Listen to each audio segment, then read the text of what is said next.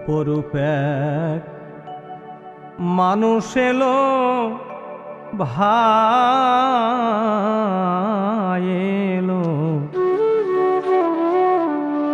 ওরা কান্দি হরে এলো ওরা কান্দি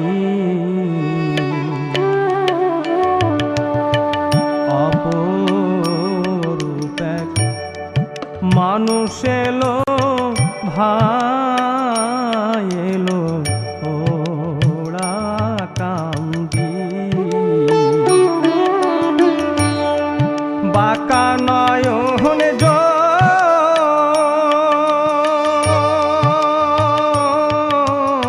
ওরা ভুরু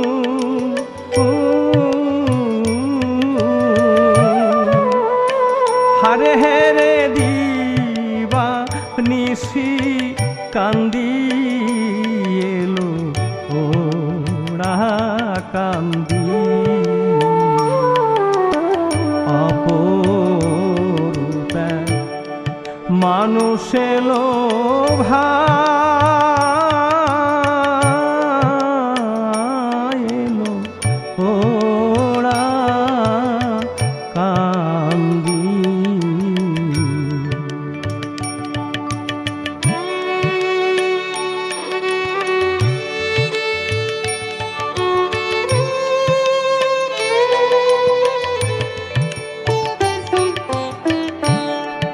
আজানুলম বিত বাহু তারে গ্রাস করেছে প্রেমরূপ রাহু সঙ্গে ভক্ত বহু দেখলে স্থির থাকে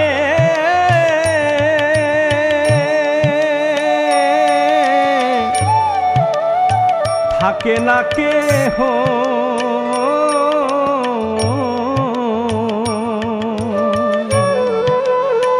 হারে তারে নয়ন বানে বিন্ধি এলো ওরা কান্দি অপরূপ এক মানুষ এলো ভাই এলো ওরা কান্দি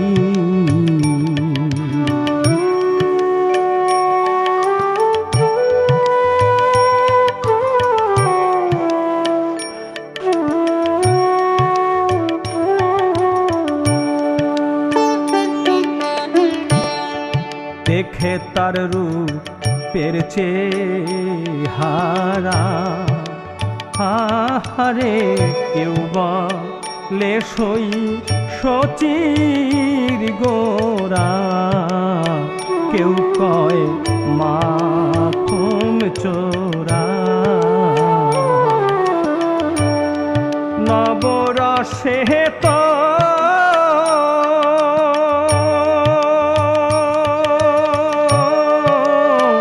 নুপুরা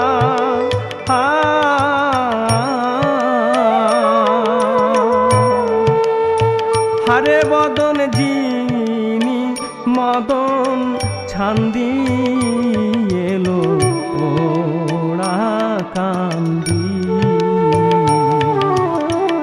অপরূপ এক মানুষ এলো ভাই এলো ওরা কান্দি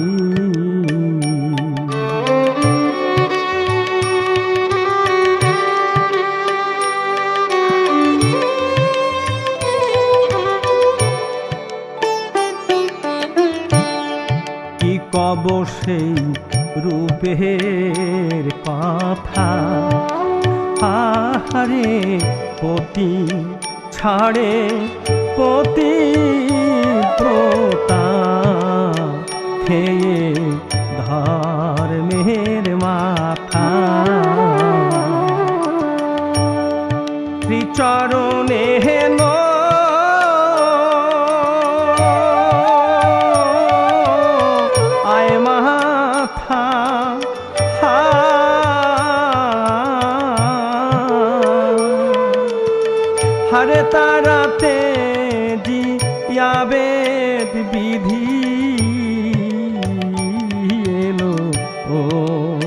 কান্দি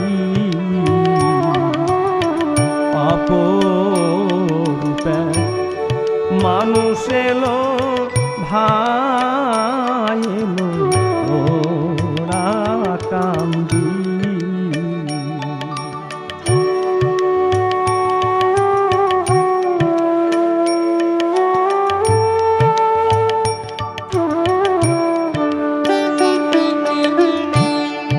হেরিয়া তার মুখ শশী হারে যোগভূ লেহে যায় যোগীরিষি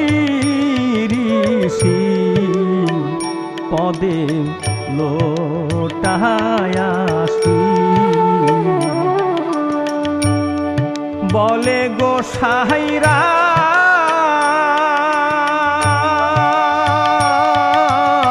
খোদাসি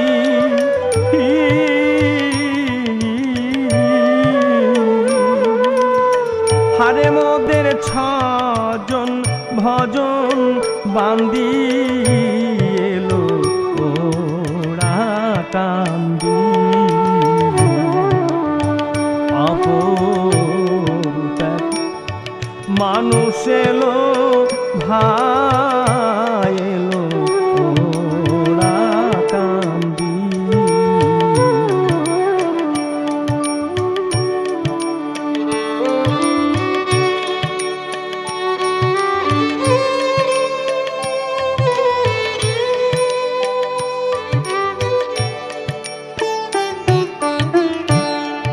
বলে গোসাই মহানন্দ ও এবার ঘুচল জীবের চিত্ত সন্ধ গেল সাধন ধন্দ অশ্বিনী তুইয়া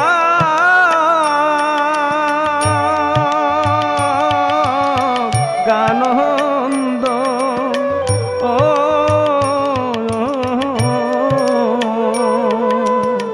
হরে গুরুর চার নেহ বন্দি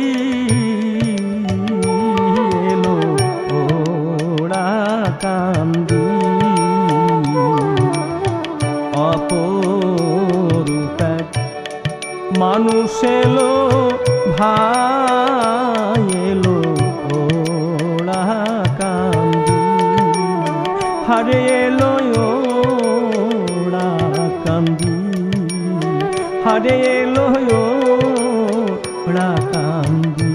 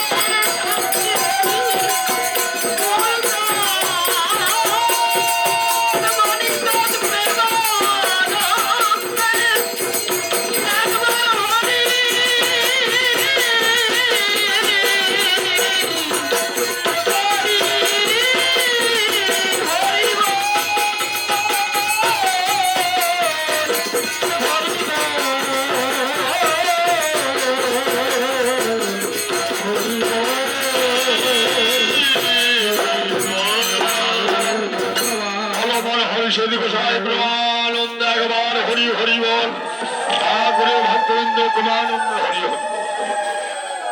আর পেয়েছি পেয়েছি। আর যত ক্রিয়া আদি সব ক্রিয়া ভ্রষ্টা, সর্বধর্ম লঙ্ঘিয়ে এবে করিলেন স্থূল, শুদ্ধ মানুষে আরতি এই হয় মূল। সম্পূর্ণভাবে সমস্ত কুসংস্কার মুক্ত করে ঠাকুর হরিচাঁদ বাবা গুরুচাঁদের যে প্রবর্তিত মতুয়া ধর্ম দর্শন, সেই ধর্ম দর্শনে পূজনীয় বরণীয় মানুষই সর্বশ্রেষ্ঠ। সেই মানুষের মধ্যে কত না রঙের মানুষ আছে, সেই মানুষের মধ্যে বিশুদ্ধ মানুষকে ঠাকুর সর্বশ্রেষ্ঠ আসন দিয়েছেন। আর সেই বিশুদ্ধ মানুষ ঠাকুর অপার করুণা করেছেন, যাদের কোনো কালের কোনো সাধন লাগে না, যারা আমার শ্রীহরির কাছ থেকে, শ্রীহরির অবিচ্ছেদ্য অংশ থেকে এই জগৎধামে এসেছেন, সেই মানুষগুলো খুঁজে পাওয়া বড় দায়। সেই মানুষ ছিল ঠাকুরের পার্শ্ব পারিষদ, আর সেই মানুষ ছিল গোপাল সাধু,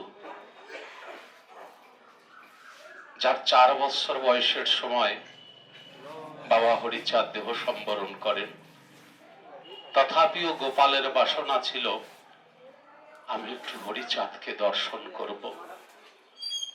সে বাসনা পূর্ণ হয়েছিল বটে, যার হাত ধরে আমরা বাবা হরিচাঁদের বিগ্রহ পেয়েছি। দুর্ভিক্ষের সময় বাংলার বিভিন্ন প্রান্তে ঠাকুর গুরুচাঁদ ভক্তদের বলেছিলেন যে যত যা কিছু পারো ওরাকান্দি নিয়ে এসো। যথারীতি সময়ে গোপাল সাধু উপস্থিত হয়েছেন। বাবা গুরুচাঁদ বলছেন, গোপাল তুমি দিন তারিখ মতো এসো। কিন্তু বাবা গোপাল চাঁদ তিনি মাঠের ধান কেটেছেন, সেই ধান রেখে তিনি আসতে পারেননি ওই তারিখ মতো। ওরাকান্দি বসে বাবা গুরুচাঁদ বলছেন, আমার গোপাল আসতেছে 2 পানসি বোঝাই করে, কিন্তু গোপাল আর আসছেন না। সকল ভক্তরা বিরক্ত হয়ে বলছে, আর বাবা গুরুচাঁদ গোপালকে বলছে, ও গোপাল তুমি কিছু নিয়ে আসোনি, আর তুমি তারিখ মতো আসলে না কেন? গোপাল বলছে, তোমার যে মাঠে ধান কাটা রয়েছে, আমি সেই ধান ফেলে কি করে আসি? যদি তোমার এক মুষ্টি ধান কেউ নিয়ে যায়, সে দায় কে দেবে? আর ওই ধান পাহারা দিয়ে কে রাখবে? তোমার বাবা রাখবে? আমার গুরুচাঁদ ঠাকুর বলছেন, তুই একটু আসতি, আমার বাবা তো জগৎ পাহারা দেয়, তোর ধান কটা পাহারা দিতে পারতো না? বলছে ঠিক আছে। গোপাল যে এত ভুল করলো সকলে দেখছে, বাবা কিছু বলছে না গোপালকে। অন্তর্যামী অন্তরের কথা জানে। গোপাল যথারীতি লক্ষ্মীখালি ফিরে এসে সন্ধ্যার অগ্রেতে যখন মাঠে যায়, জমি নিড়ানির পরে যে ঘাস আগাছালাগুলো থাকে সেগুলো একটা জায়গায় মজুত করে রাখা হয়, ঢিবির মতো হয়। সন্ধ্যার পূর্বে গিয়ে গোপাল সাধু 10-12 হাত দূর থেকে দেখছেন ওই ঢিপির উপরে এক মহান পুরুষ, এক বস্ত্রধারী তিনি বসে আছেন। আমার গোপাল সাধু দূর থেকে তিনি নিরীক্ষণ করছেন, এমন মানুষ তো আমি কোনোদিন দেখিনি, এ কে হতে পারে? উনি কিছু জিজ্ঞাসা করছেন না, আর নিচে টলছেন না, কিন্তু রূপ যে তার নয়নে একেবারে প্রবেশ করে গেছে। যখন গোপাল চোখের পলক দিল, আর সে রূপ আর দেখতে পেল না। গোপাল সাধু একজন শিল্পী ছিলেন। কাঠ কয়লা দিয়ে কাগজের উপরে তার সেই দেখা, সেই শ্রীমূর্তি অঙ্কন করে যখন শ্রীধামে উপস্থিত হয়েছে, দুই পানসি নৌকা ধান চাল বোঝাই করে আমার গুরুচাঁদ ঠাকুর ঘাটে গিয়ে গোপালকে বুকে জড়িয়ে ধরে বাড়িতে নিয়ে এসছে। গোপাল গুরুচাঁদকে বলছে, বাবা তুমি তো বলেছিলে তোমার বাবা ধান পাহারা দেবে, কিন্তু আমি সন্ধ্যাকালে গিয়ে একজন দিব্য পুরুষকে সেখানে দর্শন করেছি। এই দেখো আমি তাকে কাগজে করে নিয়ে এসেছি। আমার বাবা গুরুচাঁদ বলছে, ও গোপাল কি বলিস, তুই তাকে কাগজে করে নিয়ে এসছিস? এমন কথা তো শুনি নাই যে দিব্য পুরুষকে কাগজে করে আনা যায়। আমার গোপাল সাধু সেই কাগজখানা খুলে যখন গুরুচাঁদের কাছে ধরেছে, গুরুচাঁদ বলছে, ওরে গোপাল, যারে যোগে বসে যোগীগণ পায় না ধ্যানে, তুই তারে দেখেছিস, তারে পেয়েছিস। এ যে আমার বাবা, আর কেউ নয় রে গোপাল। তোর যে মনের বাসনা ছিল তুই আমার বাবাকে দর্শন করবি, সেই দর্শন তো হলো। কিন্তু ও গোপাল, তোমার তো কোনো হের ফের দেখছি না আমি। তুমি তো সেই গরদের কাপড় আর কাশ্মীরি শাল, তুমি তো সেই জমিদার। আমার বাবারে একবার কেউ যদি দেখে উলঙ্গ ভৈরব হয়ে যায়, কিন্তু তুমি কেন টললে না গোপাল? আমার গোপাল সাধু গুরুচাঁদের চরণে পড়ে বলছে, আমি যে বাবা গুরুচাঁদকে দেখেছি, ওই রূপ দেখার পরে তোমার গোপাল তো আর টলতে পারে না। এই হচ্ছে আমার গোপাল সাধু, যার করুণায় আমরা এই হরিচাঁদকে পেয়েছি। তখন কোন আধুনিক ক্যামেরা ছিল না যে বাবা হরিচাঁদের মূর্তি আসবে। অনেকে বলে থাকে হরিপাল নাকি তার বাড়িতে মূর্তি গড়েছিল, হরিপাল ঠাকুরের চরণ দর্শন করেছিল, হরিপাল ঠাকুরকে দেখতে পায়নি, দেখেছিল গোপাল সাধু। বিশেষ করে বিভিন্ন জায়গায় দেখি গোপাল সাধুকে অনেকটা হেয় প্রতিপন্ন করার একটা চক্রান্ত বিভিন্ন দিকে চলছে। তবে আমি ভক্তদের প্রতি আর্জি রাখবো, গোপালকে তুলে ধরতে হবে, গোপালের সোনার মানুষ গ্রন্থ পড়তে হবে, জানাতে হবে সকলকে। একটা দুষ্ট চক্র আমাদের মধ্যে কাজ করছে, সেদিকে আমাদের সাবধান থাকতে হবে। আমাদের প্রত্যেককে ঐক্যবদ্ধ হতে হবে, মতুয়া দর্শনকে প্রতিষ্ঠা করতে হবে। আর এই মতুয়া দর্শনের ধারক বাহক যারা, তারা হচ্ছেন এই ধরার গুরু যারা, তাদের প্রতি অসীম করুণা, অসীম দয়া, অসীম শক্তি আমার ঠাকুর দিয়ে রেখেছেন। ঠাকুর নিজ মুখে বলেছেন, অন্যান্য যুগে যত অবতার, তার থেকে বেশি শক্তিধর এই মতুয়ার শরীরে সেই শক্তি থাকে। আমাদের ভয় কিসের? কোন জায়গায় ভয় নেই। আমরা সকলে সেই হরিচাঁদের প্রেমের বাজারে আছি। আমাদের একমাত্র মানুষই হচ্ছে সর্বশ্রেষ্ঠ আসল। তাই পুরানো যত মানুষগুলো রয়েছে, সেই মানুষের সান্নিধ্য লাভ করে তাদের কাছ থেকে আমাদের সেই তথ্যগুলো জানতে হবে। একে অপরের প্রতি দোষারোপ, হিংসা, বিভিন্ন রকম বাজে কথা থেকে নিজেদের মুক্ত রাখতে হবে। আজকে যে মানুষটি এখানে রয়েছে, সেই মানুষটির অনেক কথা আমি অনেক জায়গায় শুনি, উত্তর দেই যে তোমাদের এত কষ্ট হয় কেন? যে মানুষ আজকে হাজার হাজার মানুষ তিনি নিয়ে এসেছেন এই পথে, আজ হোক কাল হোক তারা ঠিক রাস্তা খুঁজে পাবে, কিন্তু ওই মানুষটার মতো তো আর মানুষ পাবে না।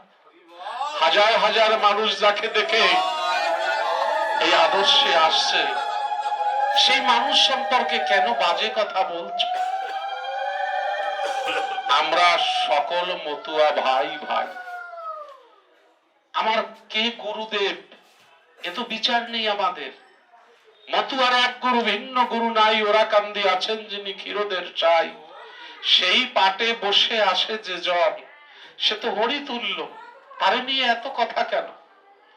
ভক্তি তাকেও করবে, ঠাকুরকেও করবে। সর্বোপরি হরিচাঁদ যদি না আসতো, তাহলে আমাদের মতোই হতভাগ্য মানুষগুলো কোনোদিন কোনো আসরে জায়গা পেত না। কোনো আসরে দাঁড়িয়ে একটু কথা বলার সাহস, শক্তি বা অধিকার এরা পেত না। অনেক কথা বলতে হয়। আমরা সেই প্রেমের রাজ্যেই রয়েছি সকলে। সকল কিছু লঙ্ঘন করে ঠাকুর এবার হরিচাঁদ তিনি পরম ধর্ম নিয়ে এসেছেন। যে ধর্ম হস্তে সংসার ধর্ম, এই সংরূপে আছে যারা রূপেতে এই সংসারে, তাদের মধ্যে যিনি অবস্থান করছেন আমার পরমাত্মা সাই, আমার হরিচাঁদ, তারে নিয়েই তো আমাদের সংসার, তারে ছাড়া তো আর কিছু নাই। জয় হরি বল, হরি বল, হরি বল। ধরো বাদে গে বাসা,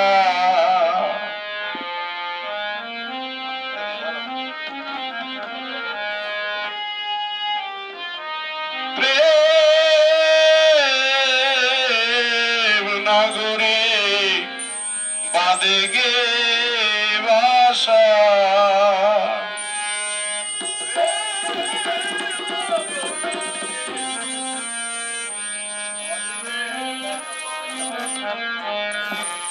প্রেম নগরে বাদে গে বাসা, প্রেম নগরে বাদে গে বাসা।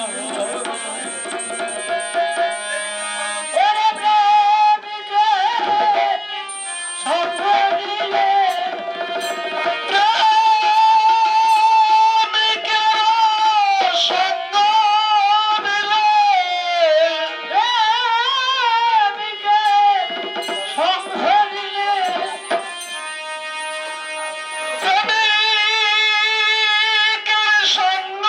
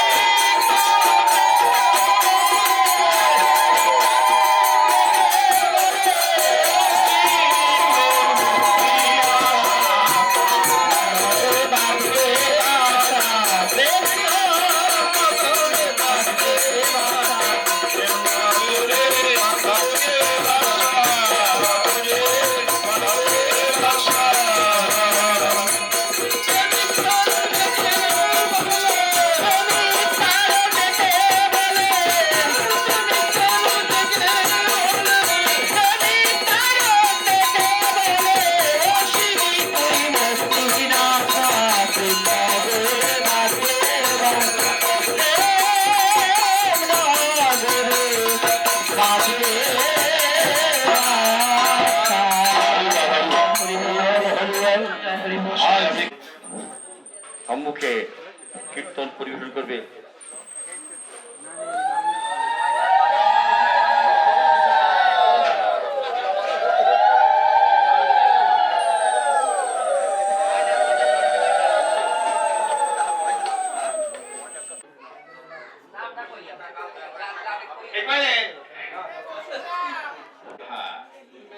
এবারে ঠাকুরের গুণকীর্তন পরিবেশন করবেন আমাদের শ্রদ্ধেয়া হরিভক্তা ময়না বিষ্ণু।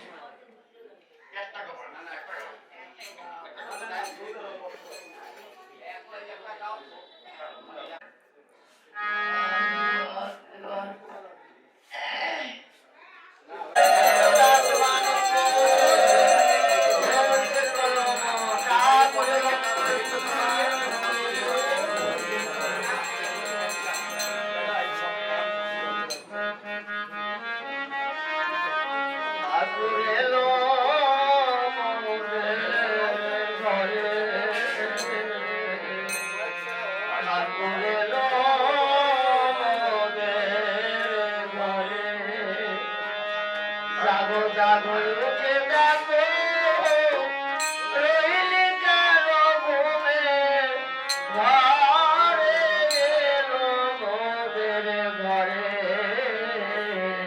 ঠাকুর এলো মোদের ঘরে জাগো জাগো উঠে দেখো রইলি কেন ঘুমো রে মধুর ঘরে ঠাকুর এলো মধুর ঘরে রাম কৃষ্ণ গো অবতারে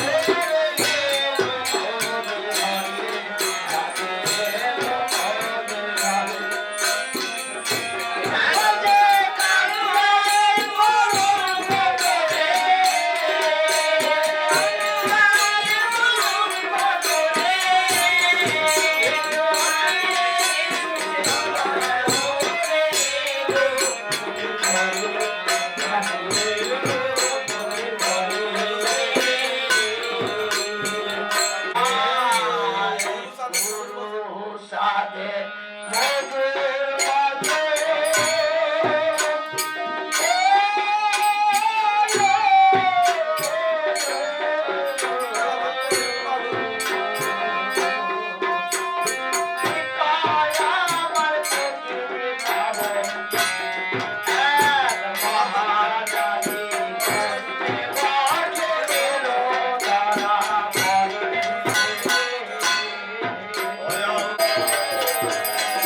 you.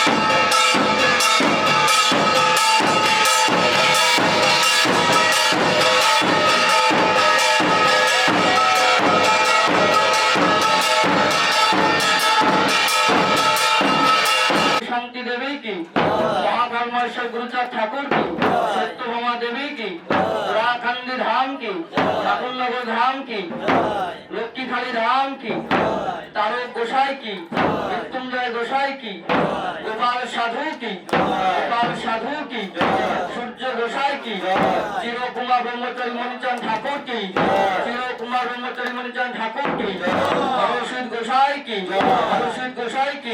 पिता माता की, हरिभक्त वृंदों की,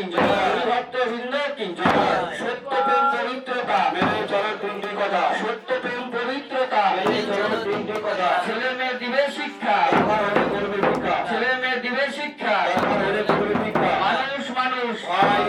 মানুষ মানুষ হরি চাঁদের বিজয় রাত চলছে, গুরু চাঁদের বিজয় রাত চলছে, শান্তি সত্য ভামার বিজয় রাত চলছে, তারক চাঁদের বিজয় রাত চলছে, বিপিন গোসাইয়ের বিজয় রাত চলছে, গোপাল সাধুর বিজয় রাত চলছে, সূর্য চাঁদের বিজয় রাত চলছে, সূর্য চাঁদের বিজয় রাত চলছে, পরীক্ষিত গোসাইয়ের বিজয় রাত চলছে, ঠাকুর অংশুপতির বিজয় রাত চলছে, হরি চাঁদের বিজয় রাত চলছে, হরসিদ্ধ গোসাইয়ের বিজয় রাত চলছে, পিতা মাতার বিজয় রাত চলছে, হরি ভক্তের বিজয় রাত চলছে, জয় জয় শান্তি হরি রাত।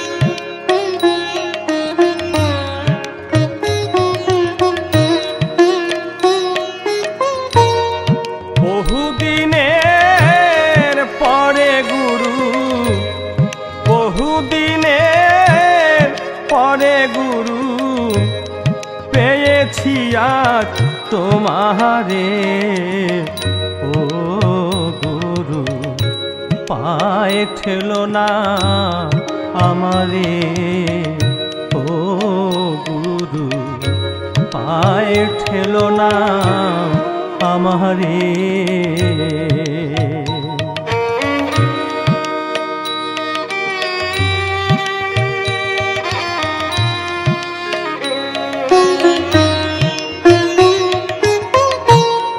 ভবের হাটে ঘুরে ঘুরে